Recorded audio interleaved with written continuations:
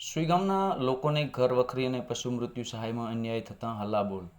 સુઈગામ તાલુકામાં 22 ઇંચથી વધુ વરસાદના કારણે પૂર આવતા ખૂબ જ તારાજી સર્જાઈ છે. 15 દિવસ થયા છતાં હજુ સુધી તાલુકાના અનેક ગામોમાં લોકોના ઘરોમાં પાણી ભરાયેલા છે. લોકોની ઘર વખરી નાશ પામી છે. અનેક પશુઓ મૃત્યુ પામ્યા છે. ખેતરો તળાવની જેમ ભરાયેલા હોવાને કારણે ખેતી પાકો પણ સાવ નષ્ટ પામ્યા છે.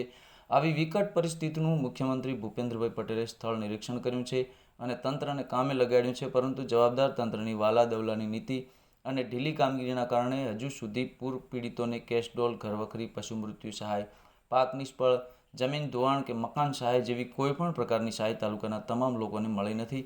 જેને લઈ પૂર પીડિત લોકોમાં આક્રોશ જોવા મળી રહ્યો છે. કેટલાક ગામોમાં સહાય માટેના લિસ્ટ બની ગયા છે, જેને લઈ કેટલાય સાચા લાભાર્થીઓ રહી ગયા છે. જેમાં સુઈગામ ખાતે લગભગ 1600 જેટલા ફોર્મ ભરવામાં આવ્યા હતા, જેમાંથી 900 જેટલા જ ફોર્મ લેવામાં આવ્યા છે.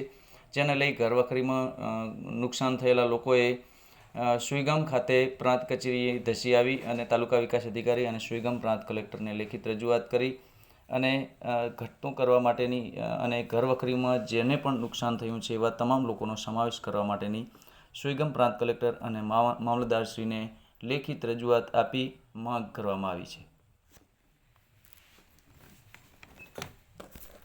7-8-9-2025 રોજ જે પૂર આવેલો એની અંદર લોકો જીવ બચાવવા માટે તેમના ઘરો મૂકીને ઉપરની જગ્યાએ જતા રહેલા અને આ પૂરની અંદર ઘણા બધા લોકોના પશુઓ, ગાયો, ભેંસો, ઘેટાં, બકરા એ પણ મોતને ભેટેલા અને એમાં સરકારશ્રી દ્વારા જે ટીમો મૂકવામાં આવેલી એમના દ્વારા એક જગ્યાએ બેસી અને સર્વે ખોટું કરેલું છે અને ગરીબ લોકોને લાભ કોઈ મળેલો નથી.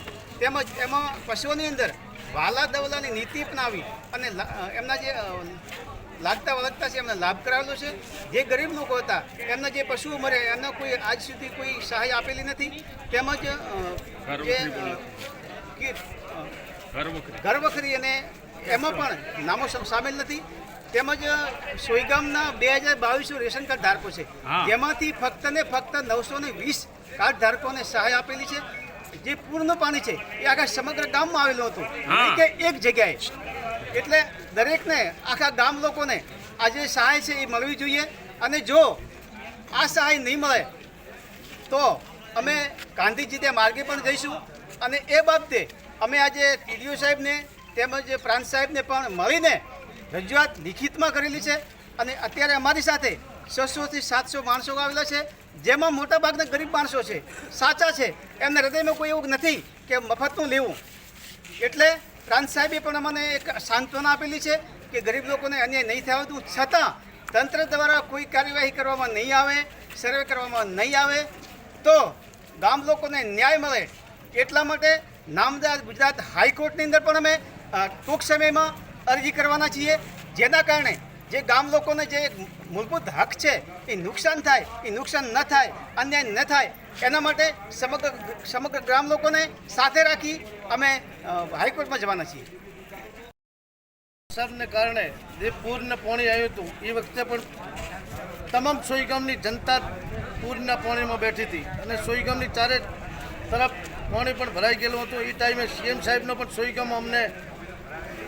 સોઈગામની મુલાકાતે આવેલા હતા. એ ટાઈમે કીધેલું છે કે ઘરવાખરી અને કેશડોલ આ જનતાને 100% મળવી જોઈએ અને એના પછીનું જે તાલુકાની ટીમોએ સર્વે કર્યું, સર્વે કરીને તમામ જનતાનો ડોક્યુમેન્ટ હું સરપંચ સોઈગામ તરીકે જનતાને જાગૃત કરીને એમનો ડોક્યુમેન્ટ લેવાવેલ છે. એ ડોક્યુમેન્ટ લેવાના કારણે સર મારું રેશન કાર્ડ દુકાનદાર કંટ્રોલના માધ્યમથી 2060 છે એમનો રેશન કાર્ડ.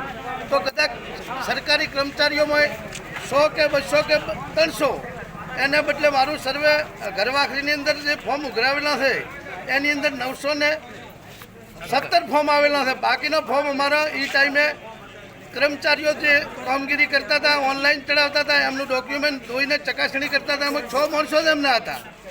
એક અમારા ગામનો તલાટી હતો, એક અમારા ગામનો પટ્ટાવાળો છે.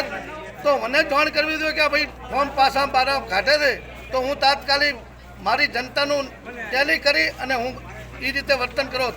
એવી કોઈ પણ જાણ થયેલી નથી અને હાલે હું જનતાને એમ કહું છું કે પાછળથી સર્વે માગું છું અને જનતાના જાહેરમાં જનતાને મારી ન્યાય મળે અને જે જનતાનું પૂરમાં પાણી છે એને તમામને ઘરવાખરી મળે એ બદલ જનતાને સહકાર આપીને કર્મચારીઓને અધિકારીઓને અને ઉપર લેવલ સુધી કેવડાવી અને એમને સહાય આપે એવી અપેક્ષા છે મારી. જય હિન્દ, જય ભારત.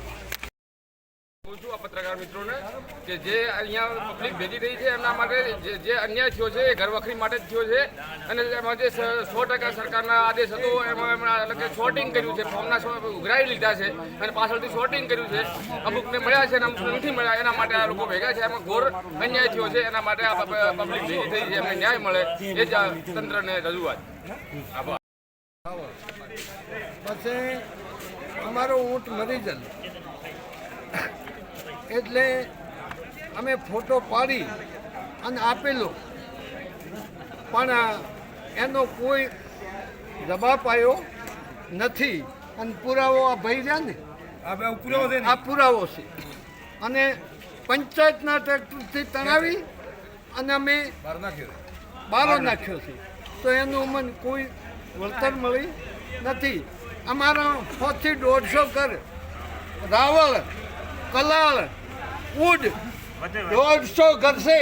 150 ઘરમાં કોઈને પણ લાભ મળ્યો નથી અને કોઈને જમીન પણ ખેડવાની નથી. બસ આટલો આભાર. જેમલભાઈ બરાબર. પછી અમારે અત્યારે હાલમાં એકનું નામ આવેલ છે કેશ ડોલમાં, એકનું નથી આવેલ. એવો પ્રશ્ન બન્યો છે બરાબર. પછી છતાંય અમુક મારી હાજરીમાં અમારે એક ભાઈની ગાય મરી ગઈ. એ હકીકતમાં આજ સુધી એનું લિસ્ટમાં નામ નથી બરાબર. એક વિક્રમભાઈ છે, વિક્રમભાઈ ભટિયારે, એની ભેંસ મરી ગઈ હતી, એનું પણ નામ નથી. પછી અજાભાઈ દેહાઈ મારી હાજરીમાં શ્યામમાં 4 2 ભેંસ 2 ગાય મરી ગઈ, એનું પણ હજી આજ સુધી લિસ્ટમાં આવ્યું નથી.